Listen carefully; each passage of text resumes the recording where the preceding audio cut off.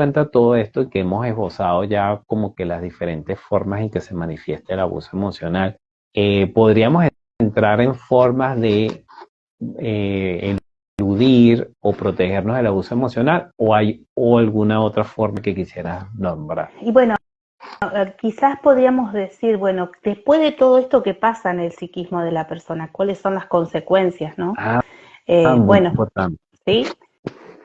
Inseguridad, una persona que duda Mm, de sí mismo, duda de sus percepciones, eh, mucha ansiedad, está siempre como tensa, como en alerta, como que tiene que caminar sobre cáscaras de huevo y no hacer ruido, como una cosa mm, de ir como con cuidado, que no se ponga, que no se altere, que no se dé cuenta, que no se moleste. Esas son como consecuencias de toda la dinámica de trauma, de todas estas conductas abusivas, ¿no? Y que claramente tenemos que aquí remarcar que son intencionales, por lo tanto, son conscientes de lo que hacen y carecen de conciencia moral.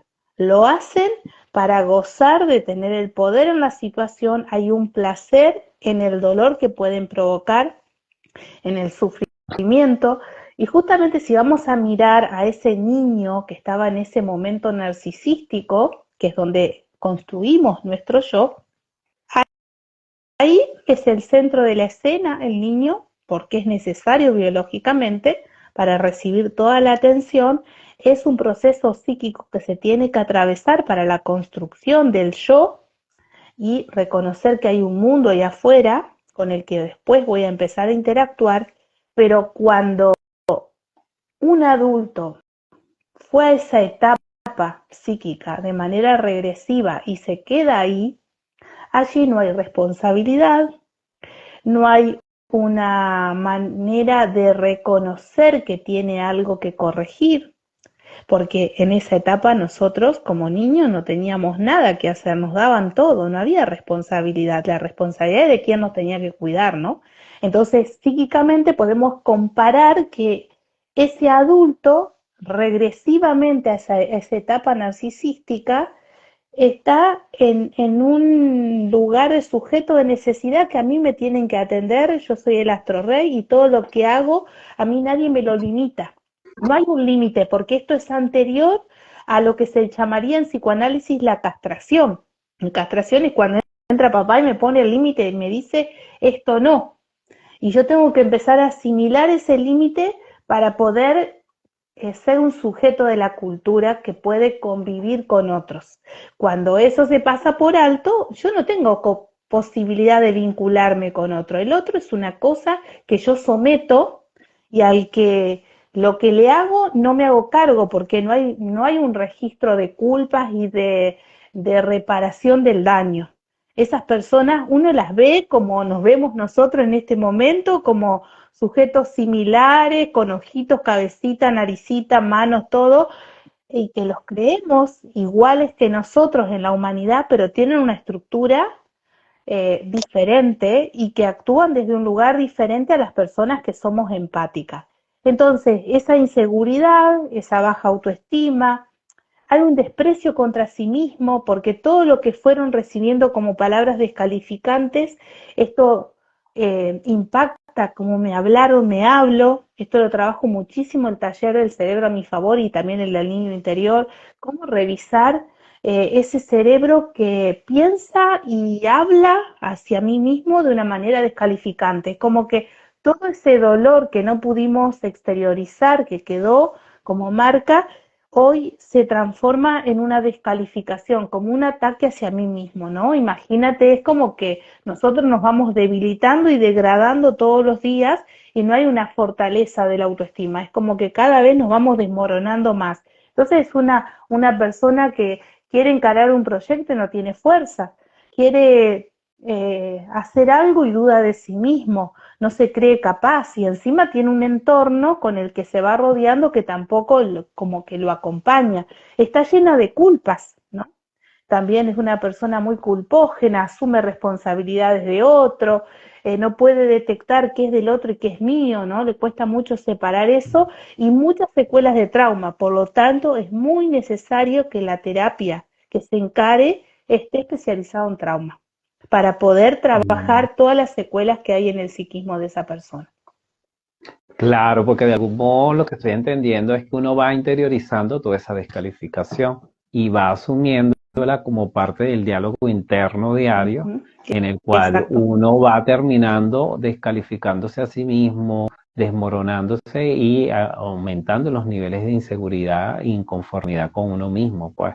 Y aunque no tenga ya la figura de la persona que está realizando esta actividad, ya queda eso instaurado en la psiquis de uno, pues, y entonces Ujú. uno sigue comportándose de esa manera hasta que va consiguiendo otras personas que afuera le ratifican ese mismo diálogo interno que ya se ha interiorizado, ¿no? Todo un Sí. trabajo poder salir de ese diálogo interno de descalificación, Ujú. ¿no? Sí, sí, exactamente. Se transforma en grandes creencias limitantes. La persona se trata de la peor manera. Es como un estado hasta de melancolía, que es cuando el sujeto eh, no puede volver a traer hacia sí mismo el amor propio, ¿no? De una Mm, carencia de amor mm, propio y puede degradarse de tal manera que la melancolía es peor que la depresión, porque es como una autodestrucción y que si encima hay un entorno descalificante que coincide con el de la infancia, bueno, esa persona sola no puede salir de ahí, necesita realmente un soporte de terapia en el que pueda empezar a apoyarse para poder reconstruir y que ahí sería como hay ciertos pasos que tenemos que empezar a dar para poder liberarnos de esta situación, ¿no? No sé si quieres que ya empecemos como a profundizar eso. Sí, yo creo que es bien interesante que empecemos a profundizar cuáles son los pasos que deberíamos hacer. De todas maneras, vemos que hay personas en la audiencia, si tienen algún tipo de pregunta, pues Ujú. pueden pasarla por aquí y las preguntamos y las respondemos acá. Pero me parece súper importante y ya para ir redondeando pues el live, hablar un poco acerca de esos pasos que hay que dar para protegernos o para salir y trabajando nosotros Mm. mismos en apoyo pues con otras personas, como tú muy bien lo Sí. acabas de señalar, debido a la gravedad que puede generar en nosotros ese discurso interno continuo de descalificación, Mm. ¿no? El primer paso sería ser conscientes, ¿no? En este momento que nosotros estamos haciendo este live, estamos Mm, transmitiendo, transmitiendo conciencia, ¿no? Y así que desde ya los que lo estén escuchando, los que lo escuchen después, reconocen que esto puede ser útil para alguien cercano, reenvíen este material, porque lo primero que necesita la persona es poder ser consciente que están en una dinámica así, porque es tan sutil el abuso emocional que la mm, persona está en esa indefensión aprendida y en ese bucle de manipulación psíquica que muchas veces no puede detectar la malicia porque ya su psiquismo está muy confundido y no lo puede detectar. Pero bueno, esta información puede ser que ciertas cosas que relatamos se identifique, puede decir, ah, esto me está pasando.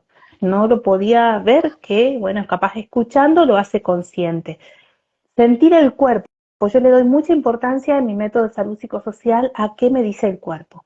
Si en el cuerpo hay intranquilidad, ansiedad, estar como en sobrealerta, frente a lo que el otro dice me siento incómodo, me siento ridícula, me da vergüenza, me siento expuesta. Hay ahí señales que están hablando que eso no está funcionando bien.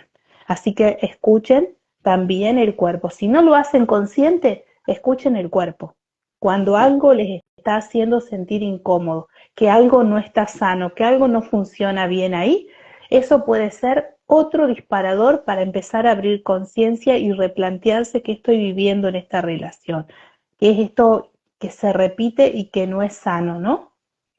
mm, Urgente terapia, ¿sí? Porque de mm, esta dinámica uno no puede mm. salir solo.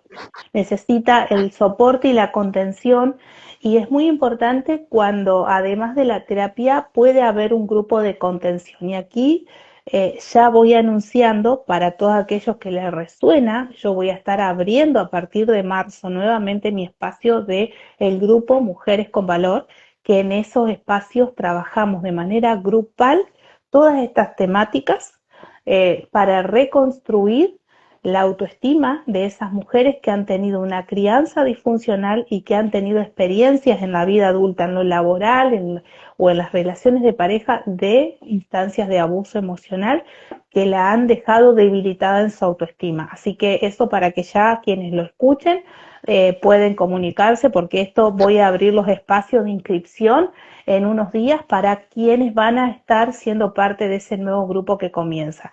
Entonces, la terapia, como decía, tiene que tener herramientas para trabajar el trauma. Uno tiene que decir claramente cuando va a ir a buscar una terapia, este es mi problema y quiero saber si esto lo podemos trabajar, porque no todas las líneas psicológicas se especializan en esto, ¿sí?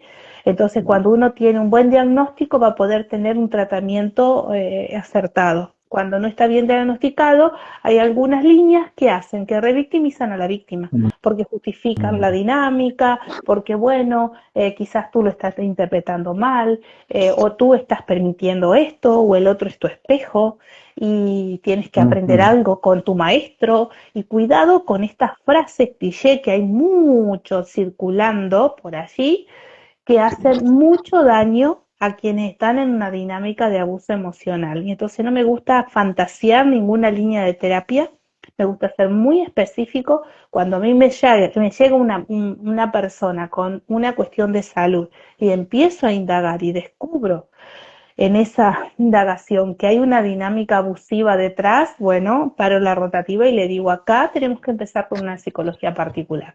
Esto que estás viviendo en el cuerpo es secuela de un abuso emocional que estás viviendo en esta relación. Esto, no sé si ha sido diagnosticado antes, pero este es el problema de fondo, ¿no? Y ahí empieza un camino de reconstrucción y ver cómo llegar a salir de esa dinámica que es la que está impactando quizás en el cuerpo con una cierta enfermedad.